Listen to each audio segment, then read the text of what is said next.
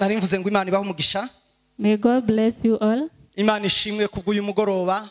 And we thank God for this evening, Iduhaye guterana. for giving us this opportunity to praise Him.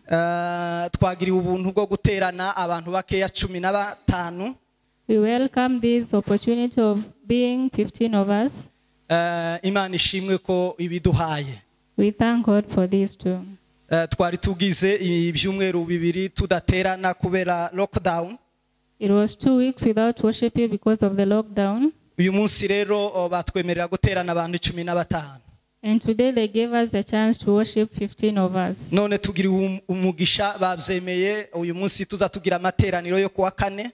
It is a blessing to have this Thursday fellowship. Rero Imana ishimwe ku bandi 15 babonetse uyu munsi. And we thank God for the 15 of us that are in here. Reka mbasabe mwikubitira amashi menshi. Can you clap for yourself? Imana ibahe umugisha mwinshi. And may God bless you all. Kubera kuko mubaye abanyamugisha bateranye bwa mbere. Because you are among the blessed people that are the first one to worship after the lockdown. Ni umugisha ukomeye cyane. It is a great blessing. Ni umugisha ukomeye kuba imbere y'Imana. It is a great blessing to be before the presence of the Lord. Kuba ku gicaniro cy'Imana. To be at the altar of the Lord.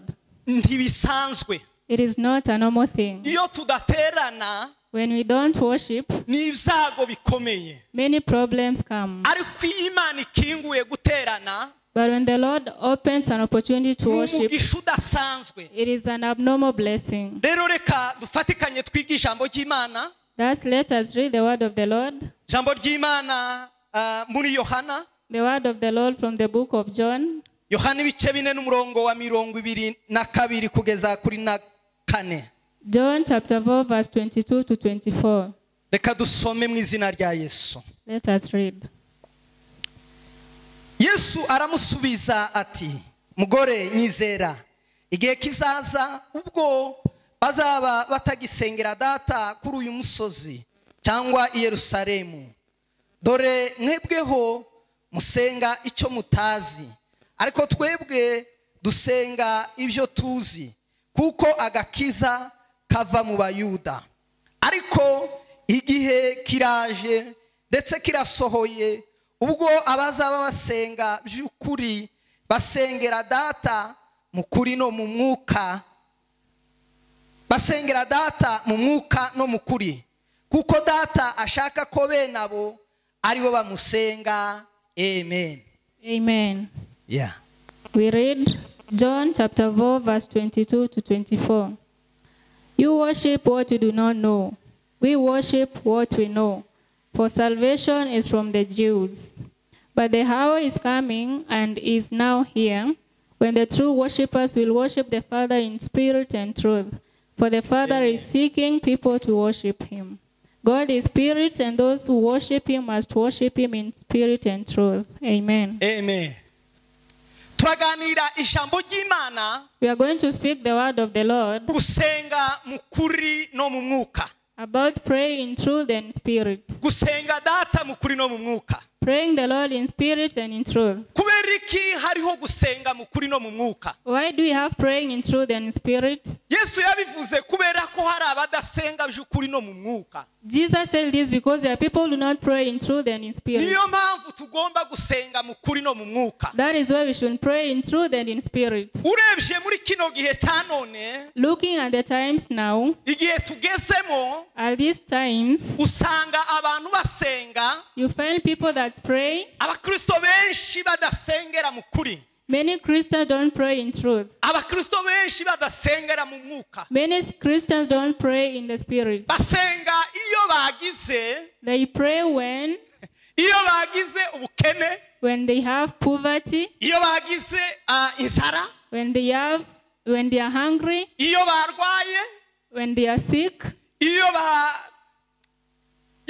bakeneye visa, when they want a visa, iyo bakeneye resettlement, when they want resettlement, iyo umukobwa akeneye gushakwa, when a girl wants to get married, iyo umuhungu akenye umugore, when a boy wants a wife, akeneye kubaka, when they want to build a home. Akaba ari cyo gihe cyo gusenga. That is the only time when people pray. Ariko ni ikinyoma cyambaye ubusa. But that is not the truth. Amen, hallelujah. Amen. Yesu Kristo Jesus Christ, yavuze ko abantu basenga bene uko he said that people that pray in that way, adasenga by'ukuri. they don't pray in truth. Pawulo yandikiye Abatesalonika He wrote to the Thessalonians, igice cya mbere n'umurongo wa 16 na 7.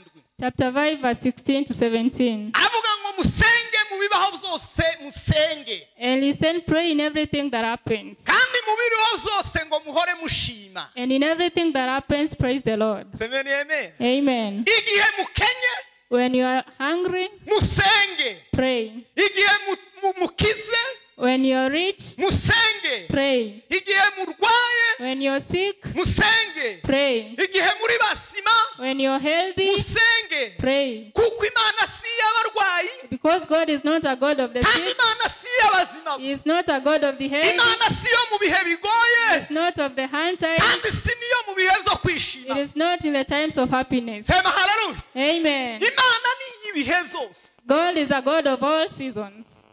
Imana ni iy'ibihe byose. God is a God of all times. Imana ni iy'ibihe byose. God is a God of all seasons. Dore uko byagenze ku mugaragu w'Imana Yobu.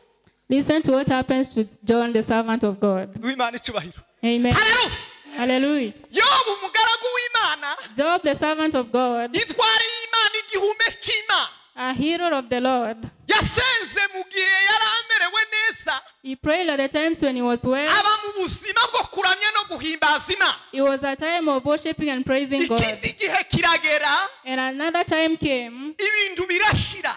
things went haywire. Abantu baramubwira inshuti ziwe n'umugore we. His friends and his wife said to him, Baramubwira ngo ese kandi iki ni igihe cyo kuramya Imana. and they told him, this is not a time to worship God. Iki ni igihe kandi woramya ugasenga Imana. This is a time that you can worship and pray to God. Yo baravuga ngo And Job said, sema amen. Amen. Aravuga ngo ibyiringiro byanje ndabikomeje. And Job said that my hopes will continue. Kuramya no guhimbaza Imana. Praising God and worshiping my God. Gusenga Imana Praying my God. birakomeje sinshobora. They shall continue. I shall not stop that. Sema haleluya. Hallelujah. Nubwo amakuba yaza. Even though problems may come, Nubwo twabura abana. even if you may lose your children, Nubwo twoba muri lockdown. even though we are in lockdown, Nubwo twoba mu bihe byo gukinga amakanisa. even though we are times when churches are Abasenga closed, data by'ukuri no mu mwuka. those that pray the Lord in truth and in spirit, Baramuramiriza aho bari kubera ko data ari umwuka. they shall continue because God is spirit Kandi ari ukuri. and is truth. Ntibashobora kumukingirana gusenga. They shall not close the worship Never places. ntibishoboka haba nabo. It is not possible. Sema haleluya. Hallelujah. Ntibishoboka ko yoreka gusenga. It is not possible that we stop to pray. Ntibishoboka nubwo amakanisa yokinga. Even though the churches may close, Uwo muntu utazareka na rimwe kuramya no guhimbaza Imana. that pastor will never stop praising and worshiping God. Yesu kandi yigeze kubwira abantu. Jesus once again told people, Arababwira ngo nibababwira ngo. and he told them when they tell you that, Bababwira ngo Imana iri ku misozi. that God is in the mountains Ngo cyangwa iri mu bibaya mu matara. or is in the valleys. Yesu abwira abantu arababwira ngo ntimukajeyo. Jesus told people, don't go there even though they tell you, Kuko ngo aho hantu siho Imana iri. because that is not the place where the Lord is. Sema amen. Hallelujah. Siho Imana iri. That is not where God is. Siho Imana iri. God is not at that place. Abandi baje gusenga. Others go to pray. Baje gushaka Imana kubera abapasiteri bari gusenga. Others go to seek God because pastors are praying. Abandi baje guterana kubera ko ngo hari umuhanuzi. Others go to worship because there is a prophet at that place, Ngo aje kubahanurira. so that he may prophesy unto them. Akaba ari cyo gihe bumva ko ari cyo gihe cyo kuja gushaka Imana. And such people feel that that is the right time to seek the Lord. Akaba ari cyo gihe bumva ko baje mu bijumba no ku misozi. And they feel that is the time to go to the prayer worship centers. and Uko siko mountains. gusenga by'ukuri no mu mwuka. That is not praying in truth and in Ni spirit. ikinyoma cyambaye ubusa. That is a lie. Abasenga by'ukuri Those that pray in truth, bagomba gusenga data they should pray to God mu kuri no mu mwuka. in truth and in spirit, Batitaye kuri circumstance without looking at the circumstances zihari.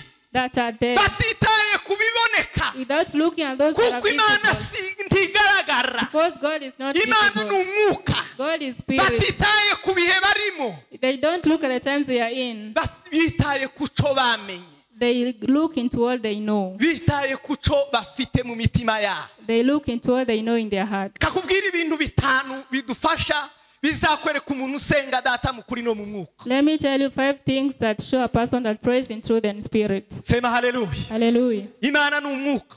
God is spirit. Kandi Imana n'abayisenga And God and those that pray him, bagomba kwisenga z'ukuri no mu mwuka. they should pray unto him in truth and in spirit. Niguterera abantu basenga data mu kuri no mu mwuka. How then do you pray in truth and spirit? Reba ikintu cyambere kikwereka basenga data mu kuri no mu mwuka. The first thing that will show you a person that prays in truth and spirit, Nuko bayisengera mu rukundo.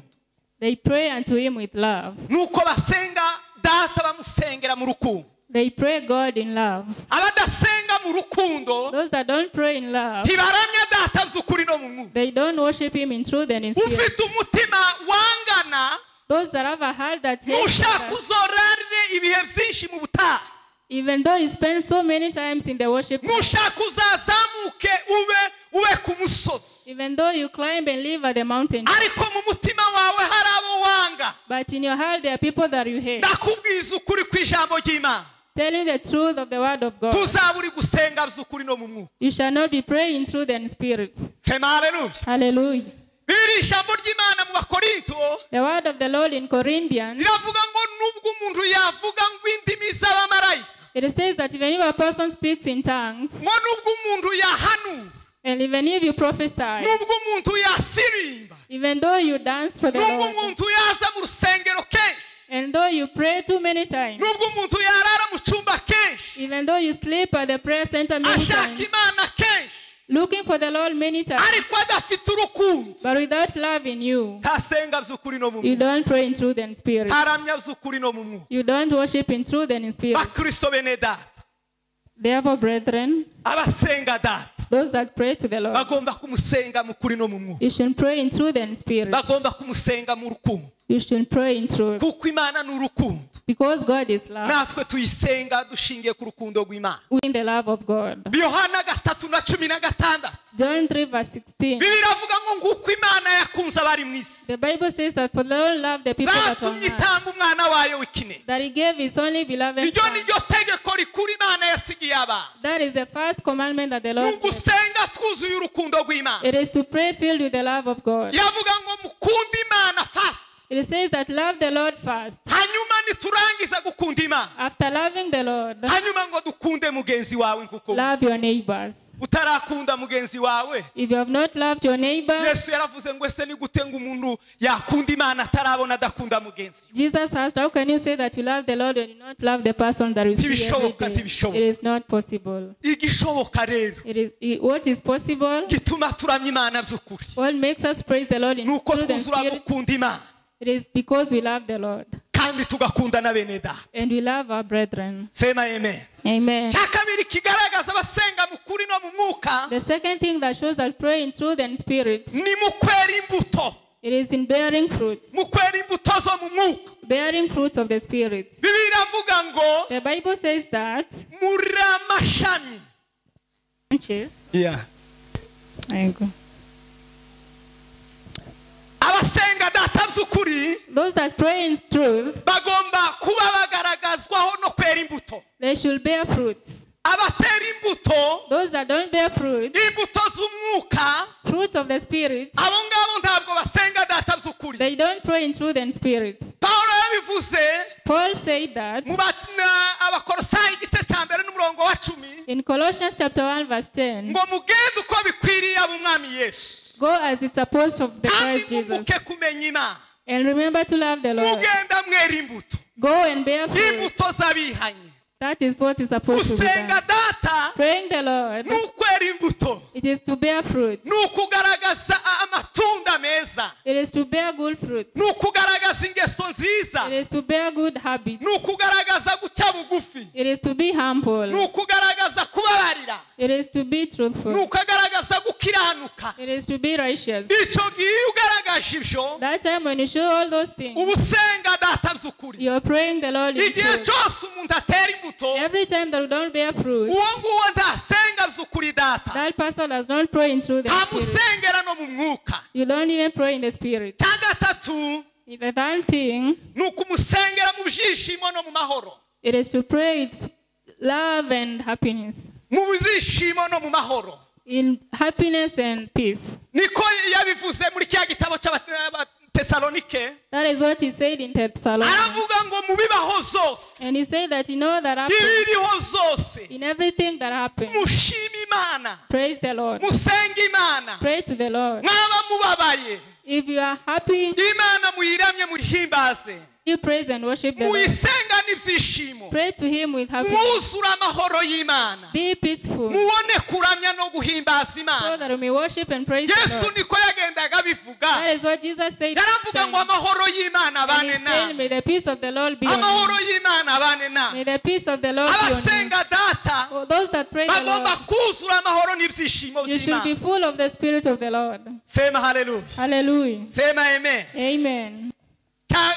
Icya kane The fourth thing, ni mu kwihangana it is to be patient ndetse no kugira ingeso nziza. and to have good habits. Abatihangana Those that are not patient, mu bihe bahuye nabyo, in times that they meet, abo ngabo ntibaramye ntibanahimbaza ntibasenga data by'ukuri. those don't worship and praise the Lord in truth and spirit. Abatagira ingeso nziza Those that do not bear good habits, hagati y'abapaga they are like the pagans. ntibasenga by'ukuri. They don't pray in truth. Ijambo ry'Imana riravuga The ngo word of the Lord says that mugire ingeso nziza hagati y'abapaga, have good habits among the pagans. nibwo muzaburamije data by'ukuri. That is the time you shall be worshiping in truth and spirit. ngo kuko abantu nibabona imirimo yanyu myiza Because when the people see your good character, izabatera kuramya no guhimbaza Imana, they shall make them to worship and praise the Lord. izabatera kugarukira umwami Yesu, They shall make them come back to the Lord. izabatera guhinduka nabo bagasa nkamwe. They shall make them change and become like you. Sema haleluya. Hallelujah.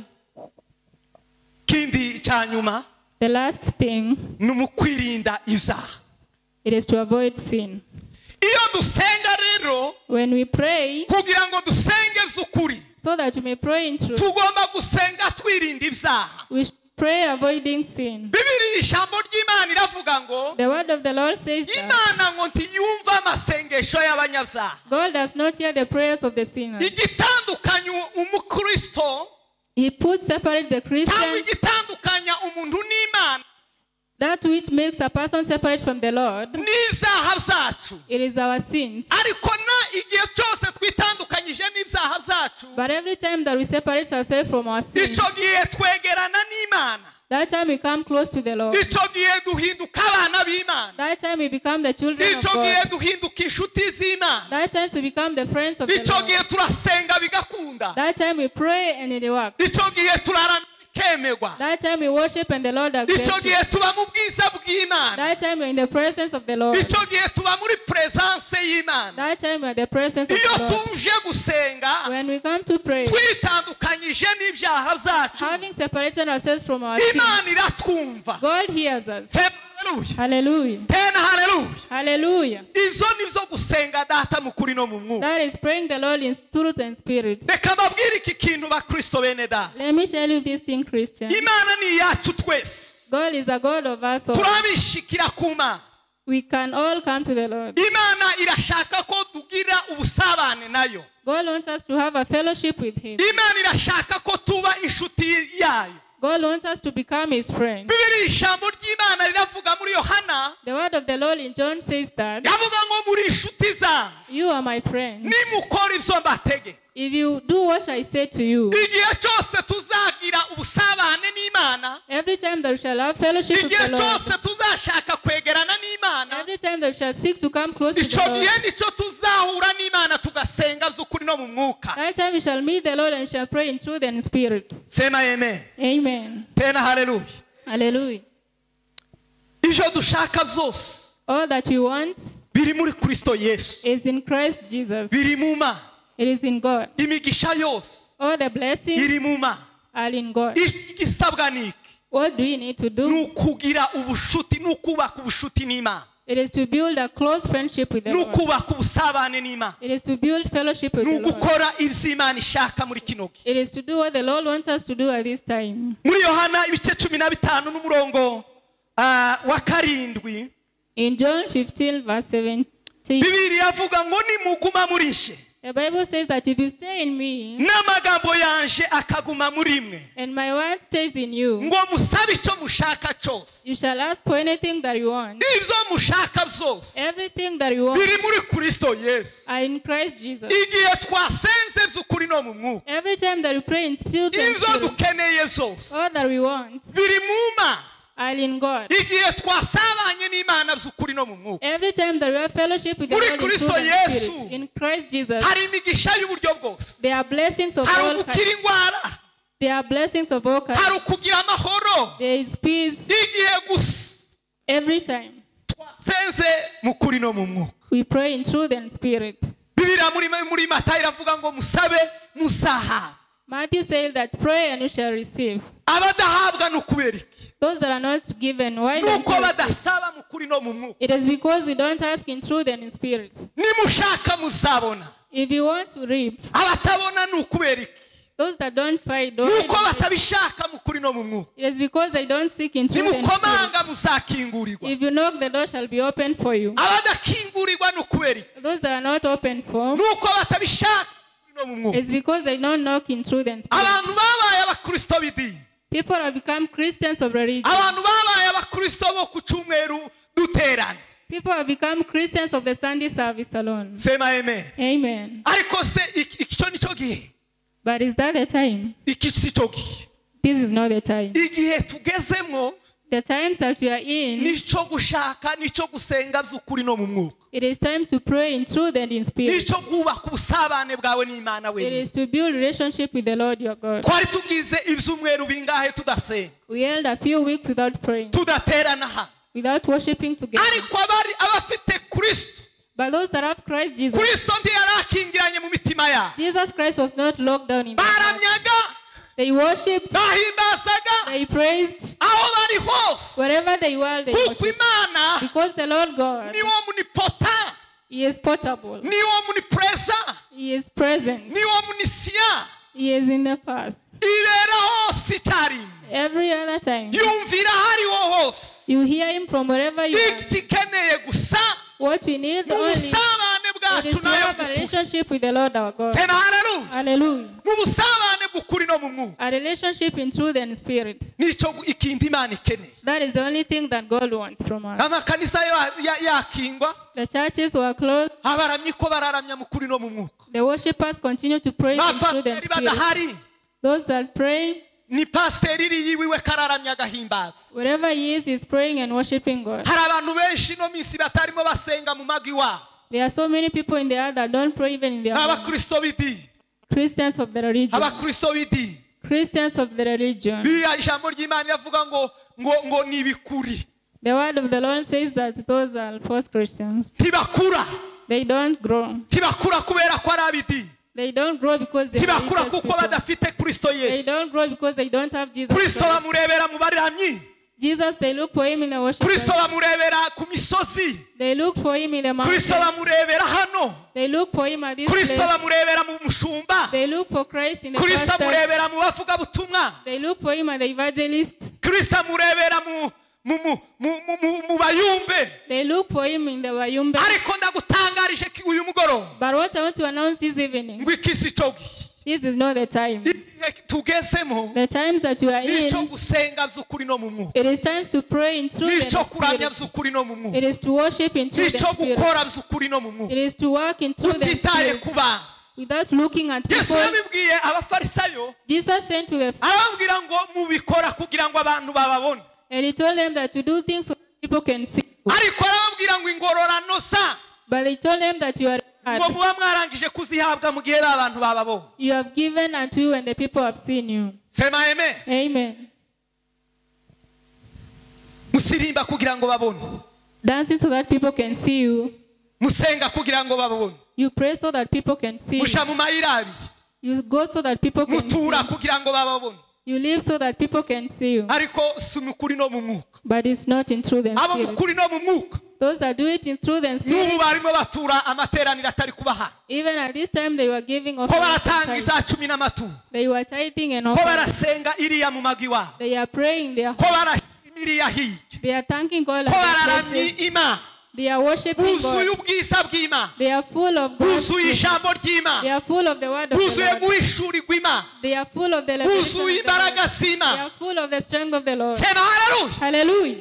Abo nibo baramya mu kuri no mu mwuka. Those are the true worshippers. Yesu yigeze kubabwira muri Matayo, Jesus told them in Matthew, bamwe bazoza kuri wa munsi and God told them that people shall come on that day. bavuge ngo twahanuraga mu izina ryawe And Yesu, they said, we used to prophesy in your name. twaririmbaga mu izina ryawe We Yesu, used to sing in your name. twatangaga amaturo mu izina We ryawe used Yesu, to offer in your name. twakoraga imirimo n'ibitangaza We mu used to izina make ryawe many Yesu. deeds in the name of the Ariko Lord. ngo Yesu ababwire ngo But Jesus will tell them, ngo muvaho sinigeze mbame, move behind me. ntabwo ari jewe mwabikorera agacaga, You didn't do that for me. ntabwo ari jewe mwaramya agacaga, You never worshipped me mwari that time. mufite ibindi mu mitima yanyu, You had other things in your heart. zuzuye imitima yanyu muramya, Your hearts were full of other things mugende to worship. sinigeze mbamenya. Can you go? I do not know Rugi you. rurakinze rwinjiye abaramyaga Imana mu kuri, And those that worship the Lord in truth and spirit, will enter. abaranyaga data mu kuri no mu mwuka, Those that worship in truth and arangije spirit, kwinjira mu bwami bw'Imana. they shall enter in the presence of the Lord. Mugende mwebwe sinigeze mbamenya. You just go, I don't know you. Sema haleluya. Amen. Ndinginga torero ry'Imana,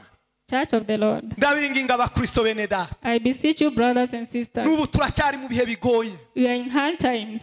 guterana kw'abantu 15, Worshipping 15 of us is ariko hard, ntibikuyeho kuramya, but it is not to bring out, ntibirakuraho gusenga. it shall not wipe out Aho prayer. uri Wherever you are, senga Imana, pray to the Lord. kiranukira Imana, Be righteous unto the ramya mu Lord. kuri, Worship in shaka truth. Imana by'ukuri, Seek the Lord. in korera truth. Imana by'ukuri. Work for the Lord in Uko truth. niko gukorera Imana kwanyu kuba kwiri. That is what you should do for the Lord. Ngo kandi And again, Pawulo yingingira abaroma, Paul wrote to the aravuga Romans, ngo kandi ngo ntimwishushanye n'ab'iki gihe. and he told them, don't compare yourself to those of this Nimba time. bisi kino gihe bananiwe, If the people of the world are unable to, mwe kunanirwa abakristo bene data. they'll be unable.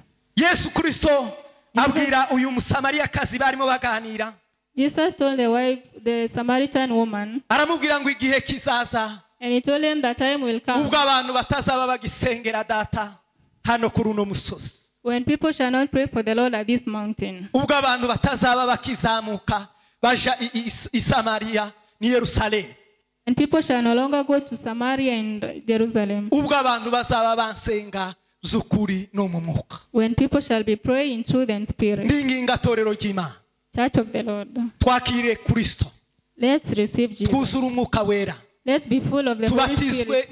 mu mwuka wera, Let's be filled with the Spirit of the dusenge Lord. by'ukuri Let's pray in truth. tutitaye ku bihe turimo. Don't look at the times that you are in. Usenge mu rugo rwawe, Just pray at your home. usenge n'abana, Pray with your children. uje ku musozi usenge, Go to the mountain and shaka pray. Imana by'ukuri, Seek the Lord in truth. bitarimo ibindi abantu bishingikirijeho. Without the things that people are holding on to. Abandi bavuze ngo turaruhutse kuko baturuhuye ibihe zo guterana. Others are saying that we are weak because we don't have time to pray. Abo ngabo ni batarimo basenga by'ukuri. Those are people that did not pray in truth. Ninga nabonye abantu Benjamin hano barimo baje ku kazi kuri Pasaka, nta materaniro ngo abantu bari gusenga, bahetse ibikapo bagiye ku kazi. There are people that were going to work on Sunday simply because we are not worshiping nowadays. Kuri Pasaka twibuka gucungurwa kwacu. Too bad. Ni ikibazo gikomeye. It's a great problem. Ndabingize torero ry'Imana, Church of the Lord, I beseech you. dusenge data by'ukuri no mu mwuka. Pray to the Lord in truth and spirit. Nibwo tuzaba abakristo nyabo, That is the time we shall be true Christians. nibwo tuzaba abakristo bashitse, We shall be genuine Christians. nibwo tuzabona Imana. We shall see God at that time. Imana irahari, God is present. Imana iraboneka. God is visible. Abanshakana umwete bose, Those that seek Him, abanshaka by'ukuri those that seek Him, in truth, barambona. they see Him. Harahari aho gusengera, Wherever the places are there, harahari ahantu ho gusengera ni henshi, there are many places you can worship, ugahura n'Imana yawe. and you meet with your Lord. Imana idufashe, May God help us. Imana itugirire neza. May God bless us. Nakira ijambo ry'Imana, May you receive the word of the Lord. komera Imana amashyi menshi. Clap for the Lord.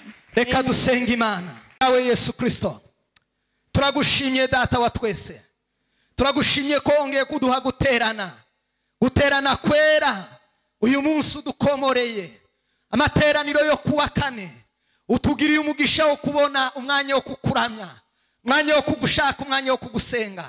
Turinginze Mana y'imbabazi kugira ngo manure umwuka wera w'Imana manuke mu mitima y'abantu, abantu basenge bashake data by'ukuri no mu mwuka, kuko igihe kigeze ari cyo gusenga by'ukuri. Fasha itorero ry'Imana, fasha imitima y'abakristo, fasha abantu bose abakwizeye bose bakomeze muri runo rugendo, babashe kukuramya, babashe kugusenga by'ukuri. Asante kubagiriye neza, asante kutwihishuriye, asante kutwambitsa imbaraga. Ni mu izina rya Kristo Yesu dusenze kandi twizeye, amen. Amashi menshi.